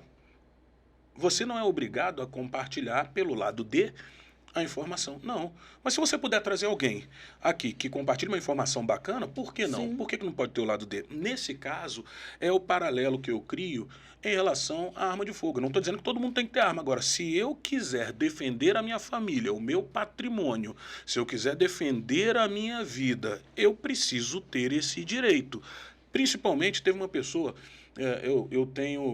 tinha, né, porque tive que sair do ar agora, na Rádio Lagoinha Brasília, um programa chamado Brasília Total. Uma das pessoas que eu entrevistei foi a deputada Bia Kicis. E ela, enquanto procuradora, uma das perguntas que eu fiz, eu falei, deputada, e essa coisa da indenização? Ela falou, Leonardo, a indenização ela não existe. Eu falei, como assim não existe, deputada? Ela falou, não, já está pacificado. O Estado ele já entende que o profissional de segurança não pode estar a todo tempo e em todos os lugares simultaneamente. Então, se houver uma questão de vitimização de alguém da tua família, não adianta você querer pedir indenização, você não vai receber. Então, hoje é essa a característica posta no nosso país. Ao mesmo tempo em que o Estado ele simplesmente desconsidera até uma recomposição, um retorno que ele tenha que te dar por não conseguir te proteger, nós passamos muitos anos em uma ideia em que era quase algo, né, demoníaco você ter acesso a uma arma de fogo. Você era quase um criminoso. E aí, quando nós buscamos, fechando isso que você me perguntou, né? Quando nós buscamos os dados do próprio Fórum Brasileiro de Segurança Pública, que começou a fazer essa catalogação a partir de 2007, quando a gente busca esses dados, a gente descobre que o ano de 2021 foi o ano que teve os menores índices de violência e de homicídio da linha histórica dos dados coletados pelo próprio Fórum. Eles ainda consideram que isso não tem nada a ver com essa tal ideia de eu poder me defender. Eu não gosto muito de chamar de política armamentista, mas da ideia de poder me defender. Mas os números, eles são bem claros. Depois que houve essa situação, nós não tivemos mais o volume de casos de vítimas policiais, de vítimas cidadão, né, de vítimas de invasão de terra praticamente acabou. Então, assim, os números eles falam o contrário do que se falava quando se tratava do Estatuto do Desarmamento. Sim. O desarmamento é algo falido socialmente, pelo menos para o Brasil. Não, é um projeto que, não dá certo não deu certo. Primeiro porque A gente olha para a nossa Constituição, a segurança pública ela é um dever do Estado, Uhum. mas ao mesmo tempo que ela é um dever do Estado, ela é uma responsabilidade minha individual. Uhum. Se o Estado não consegue cumprir o dever dele, me tira a responsabilidade, quem sou eu? Estou relento? E eu não vou conseguir, digamos, pelo menos não se conseguia naquela época, contestar esse tipo de coisa. Era muito complicado, né? Hoje a gente ainda tem que avançar muito nesse sentido. Eu até digo que é igual quando você... Não, nós temos um dos maiores índices de crimes de trânsito do mundo. Sim. Vamos acabar com a carteira de habilitação. Faz Tá, sentido. pronto. Não pode mais comprar carro. Parou, a partir de Mata. agora não pode mais comprar carro. Então, né? Esse é o pensamento que a gente tem. É uma incoerência, para falar a verdade, há uma incoerência do que foi pregado, do que foi colocado ali de forma insistente na cabeça da população. Uhum. Lembrando que a defesa de arma ela é um interesse pessoal. Sim. A gente aqui não está dizendo para ninguém comprar arma. Eu posso querer... Se quiser também, onde é que vai, coronel? Como é que faz? Olha, não, o cara vai na loja, o cara vai no stand de tiro, então tem os lugares ali. Começa... Eu não preciso obrigar ninguém a dirigir. Sim. Você dirige se você quiser. Se você está achando que o trânsito está violento, não entra no carro, você não precisa dirigir, você não precisa comprar carro. Sim. Não tem problema. Agora, se você quiser conduzir... Vai até eu acho que quando se fala em tirar essa responsabilidade da população, a gente acaba meio que entrando até num conflito de uma forma de ditar. Sim. Ser um ditador. A gente tira a essência da democracia que a gente tem. Tira a essência... Lógico que eu creio, eu não comprei nenhuma arma, tá? Mas... Tá em tempo. Oportunidade. Smart Shoot. Já... não podia ter falado, desculpa, foi mal. Agora já foi. A gente pega, assim, até para comprar uma arma, eu não acredito que não se compra de qualquer jeito. Não. E nem com incapacidade intelectual de ter uma arma. Não é, e a gente é bem diferente de outros países. Por exemplo, eu fiz uma comparação agora em junho, meados de junho, eu fui para Miami para poder visitar alguns clubes de tiro por conta de uma mudança que está acontecendo lá também. Eu fui em 3 clubes de tiro diferentes. Pra você ter uma ideia, Denis, e para quem vai nos ver, né, eu tenho isso tudo filmado, enfim, já para colocar isso, botei lá no meu Instagram e tudo. Como é que funciona? No primeiro clube de tiro, se eu não sou um credenciado pelo estado da Flórida, eu não posso atirar. Se eu não estou levando a minha arma, tal, não posso atirar. E não pude atirar. Saí de lá. Mesmo sendo militar, coronel, apresentando minha identidade, a norma do clube de tiro era essa. Eu não pude atirar. Saí de lá, fui no segundo clube de tiro. Eu sequer entrei. Era um clube de tiro privado apenas para sócios. No terceiro clube de tiro, considerado um clube de tiro 5 estrelas, eu entro, tive que fazer o meu cadastro, pagar a taxa, entregar a minha carteira de identidade, preencher uma ficha que eu levei uns 10 minutos para poder fazer. Atira 5 minutos e 10 preenchendo ficha. 10 preenchendo ficha. Aí sim eu fui autorizado a pegar o armamento, a munição, né, 2 tipos de arma distintos, sendo monitorado o tempo inteiro, um instrutor de tiro lá dentro. Então, essa falácia que tem, não, nos Estados Unidos tudo é liberado, é por isso que tem problema. Então, mentira. Só que eu gosto de ir lá fora e comprovar. Da mesma maneira como eu fiz em 2019, quando eu levei uma profissional que trabalhava comigo na área de marketing, né? Levei ela lá para Orlando. E ela odiava a arma. Virou 3 episódios, né? O Gun Challenge virou 3 episódios. Botei lá também, o pessoal hoje pode falar o que quiser, mas é legal dar uma olhadinha nisso que vocês vão ver que ela dizendo... Não vou dizer o final, não. O pessoal vai chegar lá e vai ver depois. Mas onde é que acha? Qual é o Instagram? Leonardo Santana, né? Tá no YouTube. Leonardo Santana. E aí tá lá o Gun Challenge, aí a galera vai ver, cara, top. É bom que você já me deu um insight. Vou jogar no meu Instagram também, que fica mais fácil. Os reels, pra alcançar mais gente. Pronto, Instagram, né? O Instagram Leonardo Santana Oficial, Santana com 2 N's no final. Já vamos meter ali uns rios, meter os negócios. Bom, obrigado, consultoria. Denis é consultoria.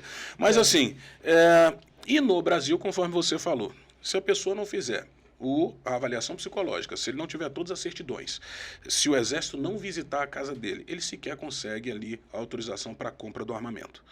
Então, Isso é o processo legal, tá? Uma grande fala. Processo legal, tudo bonitinho, tudo organizado. Então, a gente vê que se há uma discussão, é muito mito em cerca do armamento, né? Que não é se levado para a população para se discutir. E bora contar um pouco da história desses livros.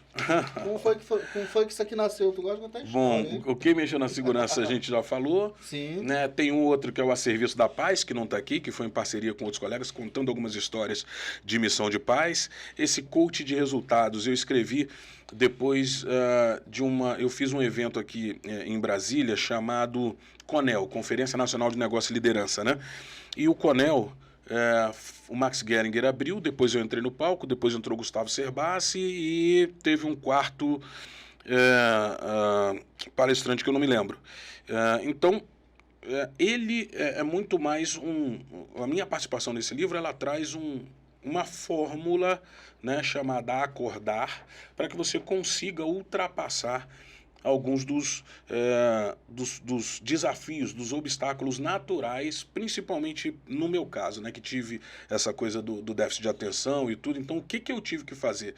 Como que eu consegui me comportar para chegar onde eu cheguei, mesmo tendo todas as dificuldades? Se disciplinar, né? Isso. Exatamente, me disciplinar. Esse aqui é tópicos emergentes em operações especiais policiais e ações táticas. Esse é mais técnico, né? Mais para a galera... Esse aqui é voltado para operações especiais. Então, para a galera que está, de fato, buscando aí... Isso, só que são artigos que eles dão um embasamento para ações que também viraram mitos, né? Tipo...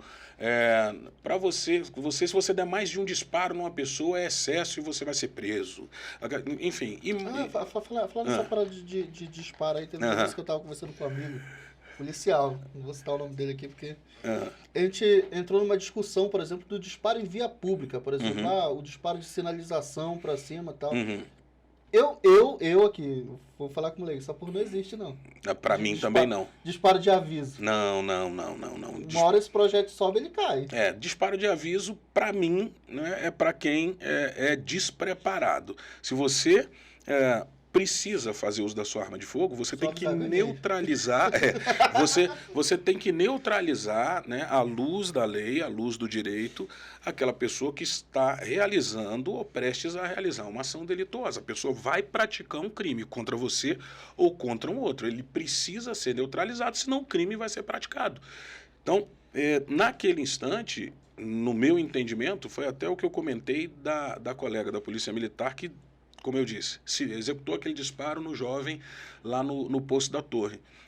Ela deu um disparo. Eu falei, olha, eu teria dado uma porção até que eu visse, né, o microcapiroto, o microdemônio no chão, né, até pronto, era desse jeito. Porque o foco é cessar a ação delituosa. Cessar a ação delituosa. O foco é esse, né? O foco tem que ser esse, porque senão você tem alguém que vai praticar um crime, principalmente quando você tem uma faca, uma lâmina. Tem N estudos que falam sobre isso. Que a galera se preocupa tanto com a arma de fogo, mas o que mais mata é a arma branca. A arma branca mata muito, a lesão dela é muito mais danosa, tem algumas técnicas, tem uma que se chama Tuller Drill, né, que foi uma das pessoas que escreveu sobre isso. A primeira pessoa que questionou isso foi um cara chamado Dan Inosanto, que foi um dos instrutores do Bruce Lee, que foi contratado por um departamento de polícia para conseguir comprovar quanto tempo levaria uma pessoa e a que distância essa pessoa estaria para conseguir, com uma lâmina, qualquer que seja, atingir alguém de forma mortal, né? E lá eles criaram uma regra, né, chamada 21 feet, né, que são 21 pés.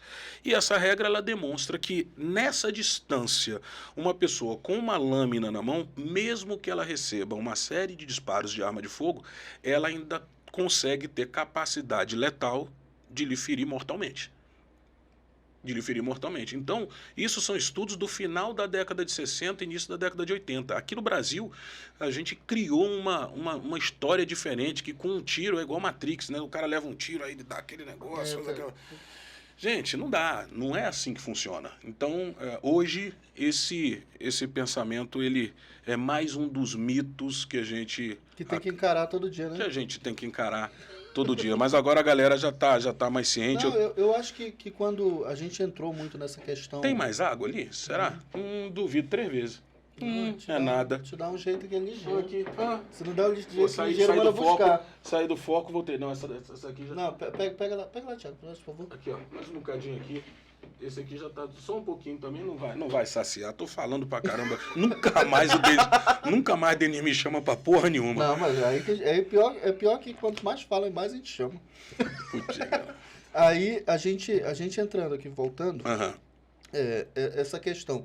O policial, quando ele dispara numa via pública, por mais que seja o aviso, o tiro de aviso, ele responde? Responde. Por isso? E hoje esse é um dos grandes problemas. Você já viu... Mas eu acho que a partir do momento que começa a responder, já tira o direito de defesa do policial. Olha, vou esperar pegar uma facada Pronto. aqui para dar tudo certo. Nós estamos aqui na escola. Você já viu algum professor responder porque reprovou um aluno que não quis estudar? Não. Você já viu algum médico responder porque não conseguiu salvar a vida de um doente porque não tinha medicamento? Hoje a gente criou um formato... obrigado, queridão.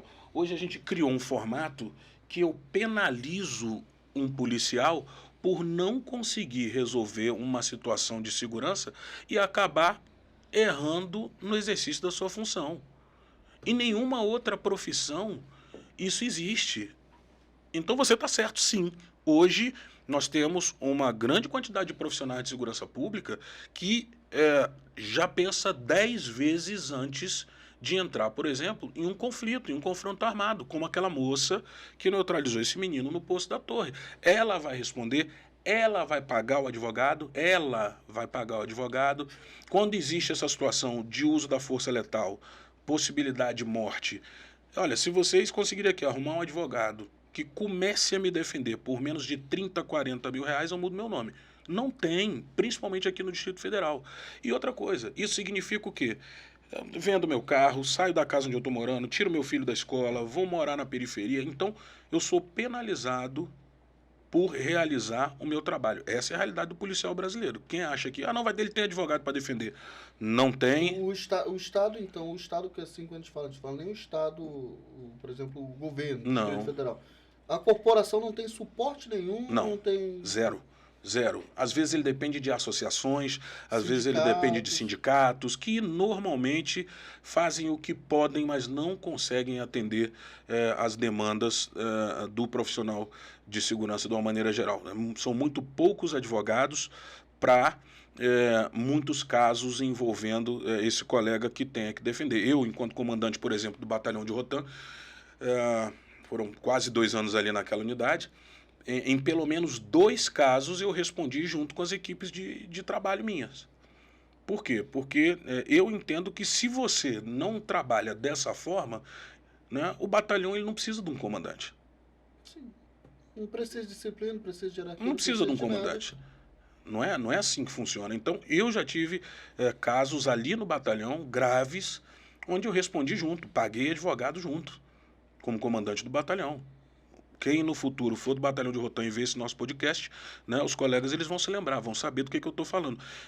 E isso é muito danoso para a pessoa que dedica a sua vida para a proteção do cidadão. Para você chegar em casa e explicar que está tirando um dinheiro do teu orçamento familiar, dos teus filhos, da tua esposa, daquela viagem, para você pagar um advogado porque você estava trabalhando, cara, não dá para explicar isso, Denis. É surreal, não. E aí? É surreal. E por aí vai. É surreal. E conta pra gente como foi essa história aí do Leonardo Santana aí na política. Vamos encabeçar, vamos entrar de cara agora. Como foi isso? É a primeira vez? É a primeira vez, né? Já vim como pré-candidato a deputado federal. os últimos 4 anos foi bem bacana que eu consegui quebrar um paradigma, né? Antigamente você tinha o consultor de segurança, o especialista em segurança para uma emissora, para outra, tal, colegas que fizeram um trabalho magistral. Eu lembro do Daniel Lawrence, que me ensinou muito, né? O próprio Luca lá em São Paulo, com a Record lá em São Paulo, o Pimentel com a Globo no Rio, o Storani também, enfim, todas as pessoas que a gente tem uma relação. E aqui em Brasília eu acabei ingressando em todas as emissoras, sem gerar ciúme. Né? A ponto de eu, às vezes, estar aqui, estou conversando, sei lá, com SBT, estou saindo do ao vivo aqui, e aí a Record, dá para você dar um pulinho aqui para falar sobre isso, e eu chego, vou para lá, faço, não precisa nem trocar de roupa, não tem nem esse problema. Mas, assim, eu vi que eu tinha que ir além, partindo desse mesmo formato que eu sempre atuei, de me entregar para as pessoas. Eu achei que só falar na televisão, Denis, não estava mais resolvendo o problema. Só educar e reeducar as pessoas de uma maneira mais tranquila, mais aberta, de forma que eles pudessem entender, Correio da mesma forma, Jornal de Brasília, enfim, todos eles hoje têm, me dão um lugar de fala. Mas o lugar de fala estava muito pequeno. Eu não conseguia atingir o que eu entendia como melhoria da segurança para Brasília, porque a gente está já na 3ª geração, 4ª geração de brasilienses. Antigamente o pessoal chegava aqui e falava, não, quando eu me aposentar eu vou voltar para o Rio de Janeiro, para São Paulo, vou voltar para o meu Ceará, né? Pronto, como diz a música. Cara, Brasília já não está mais assim. Ou eu torno essa cidade melhor para os meus filhos, para os meus netos, para os meus amigos, e por isso esse ímpeto, essa vontade, essa coragem, né, de aparecer um negão, como a gente costuma dizer, e entrar nesse mundo, do que ficar por trás das telas de televisão, né? Foi por isso que eu até botei aqui na camiseta, né? Eu quero saber. A coisa preta chegou. A coisa você tá rindo por quê? Você já tá maltando, já tá pensando outra coisa. Olha. É porque na hora que eu fui procurar, aí eu bati o olho e não saquei. Eu não saquei, não vou mentir não. Olha, o que acontece? Nesse ponto, de novo, de protagonismo, eu comecei a perceber em todas as emissoras, de comentarista, de quem tinha programa, de quem ia pra internet, de quem falava... Cara, o único negão era eu. Nesse mundo. Aí tem o Fred, de manhã, na Globo, tem o Heraldo, que agora foi pra Globo Nacional, tem na Record, né? Na Record tem... Gente, como é que é o nome dele? Enfim, tem o na Record. Então, são poucas as pessoas que, com o tempo, começam a ser vistas como uma inspiração. E eu comecei a receber muito nas minhas redes sociais, e recebo até hoje, as pessoas falando o seguinte, poxa, mas principalmente jovens, negros, falando assim, pô, mas o que você fez? Como que você conseguiu? Como foi que traçou esse caminho? Como foi que você traçou esse caminho? E isso também me motivou, mas o que mais me motivou, eu vou contar aqui para você, que foi um colega chamado Márcio Cipriano, né? Ele foi um jogador de basquete, 5 vezes campeão brasileiro, jogou aqui em Brasília pelo Universo e tudo, e é um cara que eu me espelho muito, me educo muito com ele. Teve um dia que o Márcio Cipriano virou para mim e falou, negão, você está sendo, a gente conversando sobre outras coisas, ele falou assim, negão, você está sendo egoísta. Eu falei, porra, negão, obrigado. Incentivo da porra. Isso brigadão, valeu, valeu, tal. Eu falei, não, cara, eu tô falando sério. Eu falei, eu sei, eu tô vendo que você tá falando sério, eu só queria saber por quê que você tá me dizendo isso. Ele falou, cara, você tá deixando de aparecer para uma série de pessoas que gostariam de ser iguais a você, que gostariam de morar onde você mora, andar no carro que você anda, usar as roupas que você usa. Quando você se esconde, quando você deixa de compartilhar essa informação, essas pessoas, elas acabam de novo se acanhando, porque elas não têm outros... não tem um parâmetro. Não tem outros parâmetros. Ela acaba não tendo uma vitrine para se espelhar. Uma vitrine. Aí ele foi falando comigo, procura quantos médicos pretos você já teve, já foram, né, as pessoas que te atenderam. Quantos advogados, quantos empresários, tal. E a gente vai vendo que é um número muito pequeno. E quando eu fui pesquisar, Denis, em relação aos parlamentares, aí é que eu comecei a me assustar muito. Porque hoje, na coligação que eu tô, PL, MDB e o PP. Sim. 1% de todos os eleitos na última legislatura. 1%. 1%. Ali na Câmara hoje, preto, 4%. É surreal, né? A gente vê. Para um país, para a estrutura que a gente nasceu, que a gente se constituiu. E eu não estou falando de representatividade étnica, não é isso. Eu estou falando, por exemplo, eu tive um evento na Câmara Legislativa recente, o Jamaica, né, o DJ Jamaica, que eu mando aqui um grande abraço, cara, um ícone de Brasília, ele falou uma coisa para a deputada Jaqueline Silva. Ele disse o seguinte: deputada, nós queríamos muito ter um representante na Câmara Federal. Sabe por quê? Eu trabalho com cultura faz quase 40 anos. Eu não consigo um incentivo. As pessoas não sabem o que é música, não sabem o que é hip hop. Eu até hoje, quando peço um apoio para alguém, eles dizem que é evento de bandido. Cara, e isso aí é foda. Eu gosto. Eu, assim, escuto no meu carro e tal. E eu sempre falo, falar aqui pro Thiago, eu sempre falo, é uma música que mexe com a cabeça, com a expectativa. A letra, se você observar a letra, ela mexe com a expectativa. Não é a criminalidade, ela tá contando ali sonhos, objetivos, missões, e é isso. E é um tabu que tem se quebrado. Assim, a gente tem que mandar um abraço aí pro Hungria, né, que é um cara que fala muito bem sobre isso. Fala sobre isso. Agora, de novo, né? O que o Hungria teve que fazer para conseguir ter aquele espaço, aquele lugar de fala? O que um Jamaica hoje, cara, corre atrás para poder conseguir uma emenda para poder fazer um evento cultural? Vera Verônica, que a gente dividiu um programa, Caras e Culturas Negras, a gente falando sobre isso. Uma mulher que tem uma capacidade mental, acadêmica maravilhosa. Cara, não consegue. Não tem estrutura. E quando tenta alguma coisa, como a gente quase conseguiu, né, vem alguém e puxa o tapete. E aí o Cipriano falou comigo, né, a gente conversa muito, tem um cara que eu gosto chamado Les Brown. O cara, ele fala o seguinte, né, tem uma diferença entre oportunidade e possibilidade. Oportunidade, eu te dou, mas eu tiro, é meu. Eu te dou aqui esse celular, mas é só emprestado, é meu. A possibilidade, eu te educo para você crescer. Sim. Eu te educo para que você consiga vencer, para que você consiga prosperar. Está aqui dentro da tua cabeça, ninguém tira. E quando a gente junta fragmentos como esse do Jamaica, fragmentos como os que eu tenho de vida, né? Fragmentos como o do Márcio Cipriano, quando me deu essa porrada, e eu falei, eu entendi. Eu falei, cara, eu tenho que ter coragem para isso. É maluco tu ser chamado de egoísta, tendo um amplo conhecimento gigantesco para passar e mesmo assim ainda é egoísta. Não, você vê. É um tapa na cara. Foi um tapa na cara. Foi um tapa na cara agora mesmo na convenção, né, MDB, PP e o PL, foi engraçadíssimo. Eu era o único negão pré-candidato a deputado federal. Não tinha mais nenhum. E aí a gente começa a se perguntar, é o quê? As pessoas têm medo, as pessoas têm...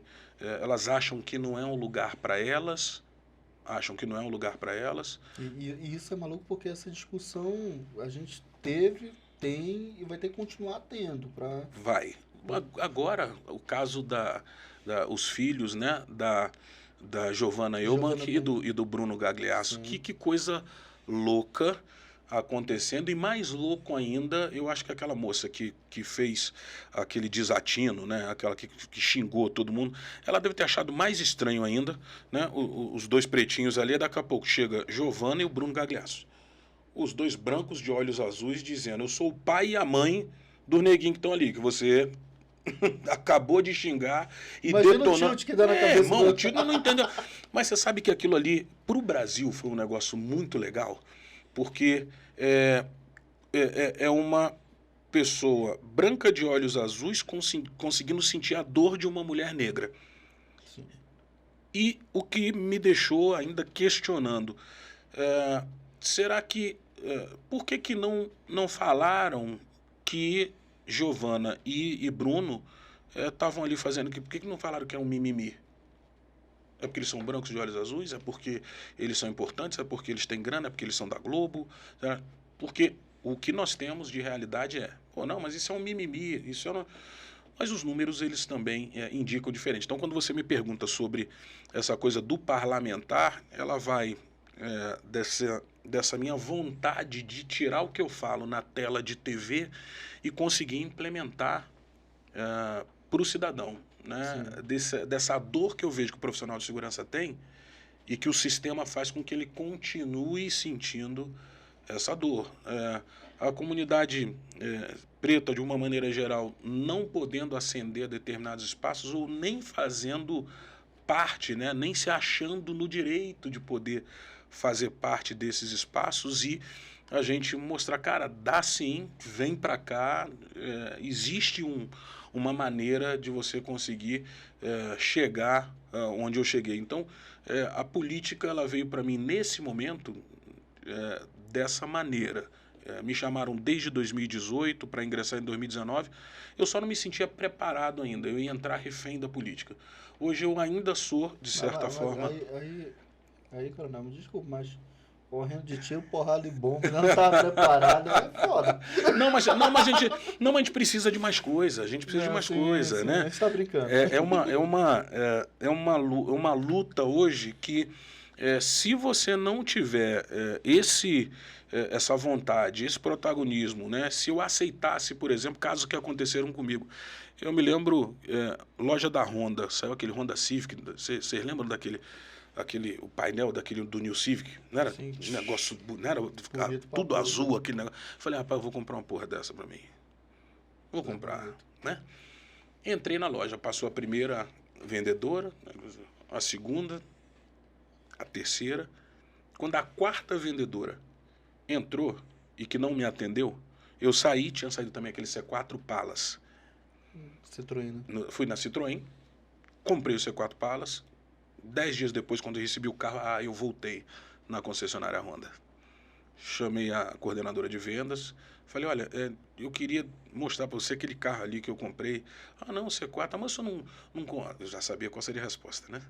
Mas por que você não comprou um carro nosso aqui? Inclusive ele está num valor muito bom, custo-benefício. Então eu falei, eu tentei. Passou a primeira vendedora, a segunda, a terceira. Quando a quarta vendedora não me atendeu, e nem a minha esposa, né? Apesar da minha esposa ser branca, não sei, talvez elas tenham entendido que eu não era capaz de comprar um carro de vocês. Então eu sugeriria que em algum treinamento, alguma capacitação, já que eu gosto muito dessa parte de educação, que vocês fizessem aqui, que vocês tocassem nesse assunto. E foda falar isso, porque isso aí não tem que estar dentro de um planejamento de venda, cara. Não tem que estar dentro de uma palestra, do ensino. Porra, nenhuma, isso daí é uma questão pessoal. É uma questão humana. É lidar com vendas, é lidar com o público. É A, B, C e D e não interessa. Ninguém mede por aparência o poder de compra de ninguém. É complicado. Então, hoje ainda existem alguns espaços no nosso país em que é complicado. Eu viajando com a minha esposa, eu falava, aqui é diferente. Ela, não, isso não existe. Esse olhar, você fala... Aí, nós começamos a viajar. Ela é descendente de sírios, né? Então, botou aquele lencinho na cabeça dela, né? Pendurou aqui, pronto. Já ali eu tenho até medo de ir para país muçulmano, porque é capaz de eu não conseguir trazer de volta. Cara, é complicado. Ela fica muito, né? A aparência dela, os traços, eles são muito característicos. E quando nós começamos a viajar, né, as primeiras vezes para Dubai, por exemplo, que ela começava a enxergar, começava a ver como olhavam para ela, aí ela entendeu o que eu dizia. Ela entendeu. Que até isso era um discurso, né? Para ela parecia um discurso. Então a gente volta para esse caso da Giovanna Eubank e do Bruno Galhaço. Para eles, e ela até relata isso, né? Ainda era uma conversa, um discurso. Ela nunca tinha sofrido, Denis, a violência diretamente, e independente de quem é. A gente coloca isso aqui só para ilustrar e para a galera refletir. Independente de quem seja. Cara, ali era uma mãe. Então tem paradigma que tu não toca. Sim. Mãe, criança, idoso, gestante, meu irmão, independente do canto no mundo que você esteja, são paradigmas que você não toca. Então, quando eu coloquei, conforme você perguntou, né, coisa preta tal, foi muito até para provocar isso. E no final eu achei um negócio bem legal. Hoje a gente chega nos lugares, aí eu tenho uma camisa escrito, né, Coronel Leonardo Santana. Pergunta se alguém quer. Todo mundo quer, coisa preta chegou. Todo mundo quer. Porra, já virou slogan. virou slogan. Virou slogan. Virou. Então, foi mais uma provocação, uma reflexão, né? Aquela coisa da ressignificação. Então, eu costumo dizer, bom, se a coisa preta chegou é porque tem solução.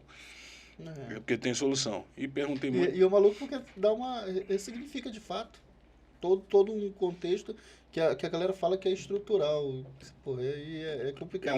Aí vai ser uma outra live aqui que a gente vai ter que falar. A gente vai ter sobre... que engatar uma segunda agenda.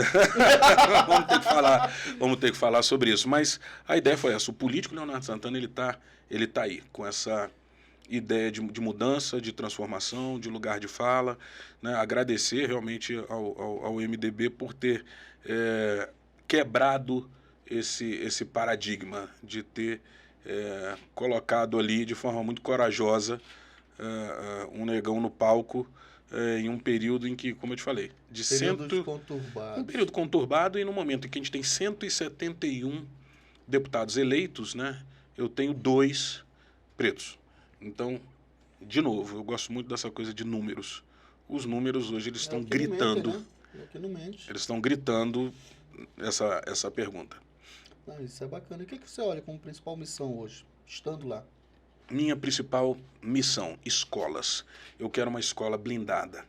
Minha principal missão, eu quero uma escola onde o educador não se preocupe se ele pode dar aula ou não. Eu quero uma escola em que o aluno ele possa sair, pelo menos em um perímetro de 400, 500 metros da escola, sem ter o receio da bolsa dele ser roubada, o celular dele ser levado, enfim, o material dele ser subtraído, ele levar uma facada. Eu quero uma escola onde o pai, a mãe, o responsável, ele tenha total condição de entender o seguinte: esse é um ponto onde a educação dos meus filhos está blindada. Eu posso deixar meu filho aqui e seguir para o meu ambiente de trabalho ou voltar para a minha casa. Então, a escola blindada hoje e a segurança, em um segundo momento, a segurança dos profissionais que nos protegem, né? A estrutura que é necessária para que eu possa pegar um ônibus e não ter problema, entrar no metrô e não ter problema, ir no estacionamento e saber que meu carro está lá, né? E que ninguém vai mexer nas minhas coisas. Então, com isso, eu entendo que o resto a gente consegue fazer com muito mais tranquilidade. Consegue com mais leveza. Coronel, desde já, só tenho muito a agradecer esse papo, porque foi bom. Gostei. A quantidade de mentira, então... Não, mas foi bom demais, assim. É esclarecedor, né? Porque é que nem a gente fala, a gente pode até abrir discurso, pode abrir... Sabe como a gente fala? Isso aqui é uma descoberta. Para mim, principalmente, porque estou aqui, para a galera todinha que trabalha com a gente, é sempre muito gratificante a gente poder receber e conhecer um pouco mais. É que a gente fala, Brasília é construída em cima de história. Mas todas as histórias, elas têm suas temáticas boas, ruins, problemas, e a gente precisa sempre buscar soluções. E eu quero lhe agradecer muito pela oportunidade da gente ter tido. Mano, sou eu que te agradeço. Que foi top demais, top. Rimos muito, né? Foi bom. E eu acho que é bom a gente poder esclarecer essa comunidade. Obrigado, galera. E qual é a mensagem que você deixa aí pra galera, né, que acompanha a gente? Lembrando, tá? Pra galera se inscrever no nosso canal, tô lá no sininho e tal, pra receber as notificações. E seguir lá no Instagram, né? Leonardo Santana com 2 N's. Oficial. E no YouTube, né? Você solta Leonardo Santana. Só Leonardo Santana. É o coronel aqui do DF. Pronto, vamos que vamos. Galera, obrigado. A mensagem que eu deixo para vocês é: não percam a esperança. Não se deixem levar pelo que a sociedade acha de vocês. Se tiverem um propósito, quebrem tudo, passem direto, ultrapassem o que vocês tiverem de ultrapassar. Essa foi a minha trajetória e assim eu consegui muito mais do que se imaginava, né? Eu costumo dizer que eu sou um improvável que atingir o impossível. Vocês também podem fazer isso. Coronel, só lembrando, onde é que a galera encontra aqui os livros para fazer uma aquisição, para conhecer um pouco mais sobre o seu trabalho? Pronto, eles vão entrar lá no meu site, né? Leonardo Santana, com 2 N's no final.com.br. Já estão todos lá. Beleza, a gente vai colocar aí no vídeo. Valeu, mano. Valeu, obrigadão. Obrigado.